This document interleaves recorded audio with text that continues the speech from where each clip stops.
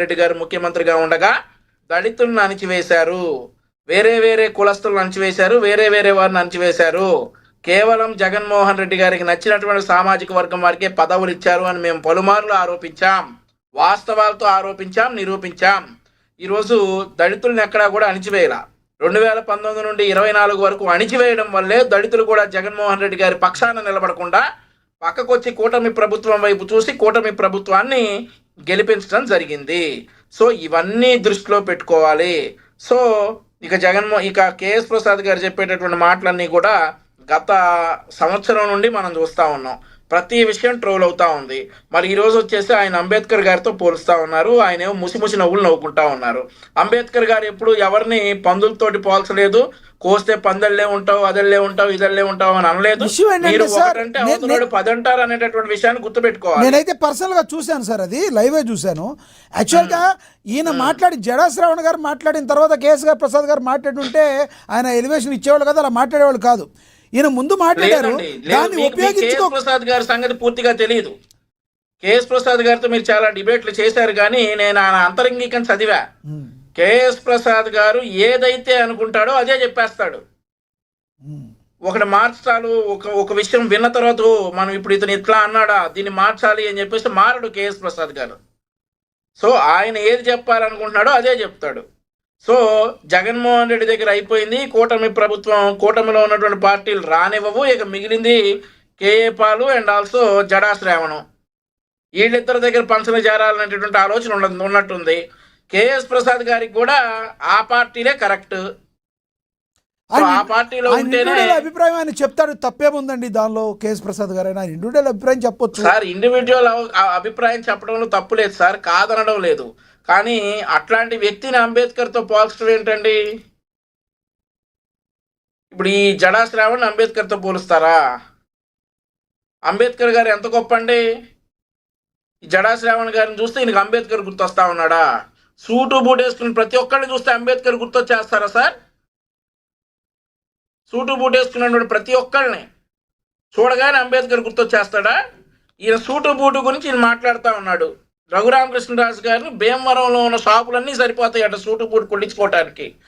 అరే నాయన, ఆయన భీమవరంలో ఎవరైతే మన రఘురామరాజు గారు ఉన్నారో ఆయనకి దేవుడు ఆకారం ఇచ్చారు, నీకు మరగుజ్జ ఆకారం ఇచ్చారు కదా దేవుడు. అట్లాగే ఆయనకి ఎత్తుగా లావుగా ఉండేటటువంటి ఆకారం దేవుడే ఇచ్చాడు. దానికి నువ్వు సూట్ వేసుకో, బూట్ వేసుకో అని అంటే మరి రఘురామరాజు గారు సాల్వా ఇంత ఎత్తుగా మరి పైజమాలు ఆల్చి వేసుకుంటారు. నువ్వు వేసుకురా, ఎట్టుంటావు చూద్దాం. రఘురామరాజు గారు వేసుకునే పైజమాలు ఆల్చి నువ్వు వేసుకుని బయటికి రా.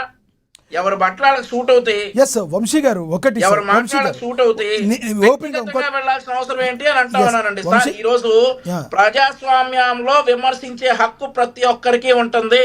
కానీ రాజ్యాంగాన్ని, న్యాయ వ్యవస్థని, రాజ్యాంగబద్ధ సంస్థలను అవమానించే హక్కు ఎవరికి ఉండదనేది ఒకసారి మరి జడ్జిగా చేసిన జడా శ్రావణ్ గారు గుర్తుపెట్టుకోవాలా.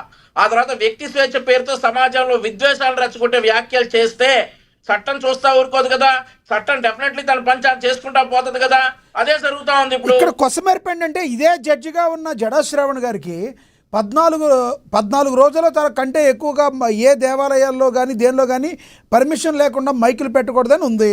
అది కూడా లేకుండా మీరు పెట్టండి ఏమైతే నేను చూస్తానని మాట్లాడితే ఆయన రాజకీయ పార్టీ పెట్టాక గతంలో న్యాయవాది వృత్తిలో ఉన్నాను మర్చిపోయాడు అనుకుంటాడు అనుకోవాలా సార్? ఇప్పుడు ఈరోజు ఇతను నేను రాజకీయ పార్టీ పెట్టాను, నేను ఏం చేసినా వచ్చిన ఓట్లు 71 సార్. మంగళగిరిలోనే ఎక్కడో పోటీ చేసినట్టున్నారు, కరెక్ట్గా తాడికొండలోనో ఏమో, నాకు కరెక్ట్గా ఐడియా లేదు ఎక్కడ పోటీ చేశాడో. నేను చూశాను, వచ్చిన ఓట్లు 71. ఆ 71 ఓట్లకి నేను ఉప ముఖ్యమంత్రిని అవుతాను అని అతనికి ఉన్నటువంటి కాన్ఫిడెన్స్ అందరికి ఉండొచ్చు, కాదంట్లా. రాజకీయాలు చేయాలి అని అంటే మనం ప్రజా సమస్యల మీద మాట్లాడాలి, కానీ వ్యక్తిగత దూషణల మీద కాదు. రాజ్యాంగ సంస్థలను కించపరిచేటటువంటి వ్యాఖ్యలు ప్రజాస్వామ్యానికి విరుద్ధం అనేటటువంటి విషయాన్ని గుర్తించినప్పుడు ఆ 71 ఓట్లు 2 ఫిగర్లు వచ్చినటువంటి ఓట్లు 3వ ఫిగర్ 100కి చేరతాయి అని చెప్పి నేనైతే అనుకుంటా ఉన్నా. అది కనుక లేకుండా నేను ఇలాగే చేస్తాను అంటే జోసెఫ్ విజయ్ కానీ కేవీఆర్ అనే జోసెఫ్ విజయ్ని కానీ కేవీఆర్ అనే వ్యక్తిని కానీ ఎవరైతే జర్నలిస్ట్ అని చెప్తున్నారో ఆ ఇద్దరిని కూడా నిన్న ఆంధ్ర పోలీసు అరెస్ట్ చేసినట్టుగా తెలుస్తుంది. ఏమంటారు వీళ్ళిరువురు వ్యాఖ్యలను ఎలా చూస్తారు సార్, మీరు? ఈ జోసెఫ్ విజయ్ గురించి నేను ఫాలో అవుతా ఉన్నా సార్. ఇందాక మిత్రుడు సుధాకర్ చాలా క్లియర్ గా చెప్పాడు. ఓకే, అయితే ఇక్కడ ఎవరైతే ఈయన ఎవరు కేవీఆర్ అనేటటువంటి వ్యక్తి చంద్రబాబు నాయుడు గారిని ఉద్దేశించి ఆయనకున్నటువంటి ఒక దీర్ఘకాలిక సమస్యను ఉద్దేశించి చేసినటువంటి వ్యాఖ్యలు చేసి నేను తెలంగాణ జర్నలిస్ట్ అంటే సరిపోయిద్దా లక్ష్మీనాథ్ గారు? ఎగ్జాక్ట్లీ, అది కరెక్ట్ కాదు. ఎవరైనా వ్యక్తిగతంగా తిట్టకూడదు. ఆయనకున్నటువంటి ఒక దీర్ఘకాలిక సమస్య అందరికీ ఉంటాయి, అవును, అందరికీ వ్యాధులు ఉంటాయి. మరి రాజశేఖర్ రెడ్డి గారికి బట్టతలు ఉంది. ఏం సార్, అందరికీ అలాగే ఉంటాయి, మెన్షన్ చేయవసరం లేదు. ఉంటాయి సార్, నేను అదే చెప్తా ఎవరికైనా ఉన్నా. రైట్, అదే చెప్తా ఉన్నా. అది అడ్డం పెట్టేసి చంద్రబాబు నాయుడు గారిని దూషించితే నేను తెలంగాణ జర్నలిస్ట్ని అంటే కుదురుద్దా? ఆ తర్వాత మా ప్రాంతమైనటువంటి అమరావతి ఒక శ్మశానం అని అప్పట్లో బొత్స సత్యనారాయణ అన్నాడు. మళ్ళీ అదే రిపీట్ చేస్తా ఇతను కూడా అంటా ఉన్నాడు, ఎవరి కేవీఆర్ అనే అతను. సో అనేసి నేను తెలంగాణ జర్నలిస్ట్ని అంటే కుదిరిపోయిద్దా? అయినా ఈ ఆ తర్వాత డాక్టర్ వృత్తికి కానీ పోలీస్ డిపార్ట్మెంట్కి కానీ జర్నలిజానికి కానీ పరిధులు ఉంటాయి అంటారా? ఎందుకుండవు సార్? అలా కాదు సార్, పరిధులు తెలంగాణ లేవు అని ఆంధ్ర అనే చెప్పేసి- పరిధులు ఉంటాయా? ఎక్కడ అన్యాయం జరిగితే అక్కడ మాట్లాడొచ్చు. అదే కదా, ఎక్కడ అన్యాయం జరిగితే మాట్లాడొచ్చు. మాట్లాడమని అంటా ఉన్నాం, విమర్శించమని అంటా ఉన్నాం, విధానపరంగా విమర్శించమంటా ఉన్నాం. Yes. అంతేగాని వ్యక్తిగత దోషణలకు దిగితే, మా ప్రాంతాలను అవమానించేసి నేను తెలంగాణ జర్నలిస్ట్ని అరెస్ట్ చేస్తారా? తెలంగాణలోకి వచ్చి ఆంధ్ర పోలీసులు అరెస్ట్ చేస్తారా? గతంలో మరి రఘురామరాజు గారిని తెలంగాణ వెళ్ళి ఆంధ్ర పోలీసులు అరెస్ట్ చేసినప్పుడు ఏం పీకారు సార్ వీళ్ళంతా? ఒక ఎంపీ రఘురామరాజు గారిని అరెస్ట్ చేయడానికి తెలంగాణ వెళ్ళి ఈడ్చుకొచ్చారు కదా ఆయన్ని. అప్పుడు ఎందుకు ఎవడు మాట్లాడలా? ఈరోజు నేను తెలంగాణ జర్నలిస్ట్ అని చెప్పేసి నోటికి ఏదొస్తే అది మాట్లాడితే విధానపరంగా విమర్శించండి, మేము సమాధానం చెప్తాం. చాలామంది తెలంగాణలో కూర్చుని చంద్రబాబు నాయుడు గారి ప్రభుత్వంలో అవినీతి జరుగుతూ ఉంది, చంద్రబాబు నాయుడు గారి ప్రభుత్వంలో దోపిడీ జరుగుతూ ఉంది అనేటటువంటి వ్యాఖ్యలు చేస్తే మేము విధానపరంగా వారికి సమాధానం చెప్తున్నాం. అంతేగాని ఇక చంద్రబాబు నాయుడు గారికి ఉన్నటువంటి దీర్ఘకాలిక సమస్య గురించి మా ప్రాంతాన్ని శ్మశానాలతో పోల్చి ఇక ఎర్రి డాష్ రాజ్యాంగం అని చెప్పేసి రాజ్యాంగాన్ని అవహేళన చేస్తా ఉంటే వాడు తెలంగాణ అయితే ఏంటి, ఢిల్లీ అయితే ఏంటి ఈడ్చుకొస్తారు. తెలంగాణ రక్షణ సమితి అధ్యక్షురాలు ఎవరైతే కల్వకుంట్ల కవిత కూడా చాలా బాధపడ్డారు. నిన్న మీరు చూసారో లేదో, రేవంత్ రెడ్డి గారిని మీద కూడా ఆవిడ కన్నెర్ర చేశారు. ఏం జరుగుతుందని ఆవిడ ప్రశ్నించారు. చూసారా మీరు? ఏమెర్ర చేశారు సార్? కన్నెర్ర చేశారండి. కన్నెర్ర చేశారా? ఎవరికన్నా ఆమె కన్నేగా, ఆవిడ ఎర్ర కాపితే నల్ల చేసుకోమన్నాడు సార్. ఇది కరెక్ట్ కాదు అంటున్నారు ఆవిడ. ఎందుకు కరెక్ట్ కాదు సార్? చంద్రబాబు ఇప్పుడు వాళ్ళ నాన్న ఏమనొచ్చు? వాళ్ళ నాన్న అనొచ్చా? ఇప్పుడు వాళ్ళ నాన్నకి ఆమెకు పట్టలేదు కాబట్టి ఓకే, సరే వాళ్ళ నాన్న అన్న పెద్ద ఫీల్ అవుదేమో. ఇప్పుడు ఆమెను అనొచ్చా? ఊరుకుంటుందా? ఇక నేను ఏపీలో కూర్చొని ఆమెను వ్యక్తిగత దోషంలో చేస్తా, వ్యక్తిగతంగా విమర్శిస్తా, ఊరుకుంటుందా? వాళ్ళ ఆయన్ని విమర్శిస్తా, ఊరుకుంటుందా? కేసు పెడుతుంది, పోలీసులు వస్తారు, విమర్శించారు, కేసు పెడుతుంది, పోలీసులు వస్తారు, తీసుకెళ్తారు. మొన్న ఆవిడ ఒక మాట అనింది సార్, అమరావతిలో నీళ్లు తోడుకోండి, మీ సెక్రటరియట్ లో మీ సీఎం సీట్ కిందకు వచ్చే నీళ్లు తోడుకోండి అనింది ఆవిడ.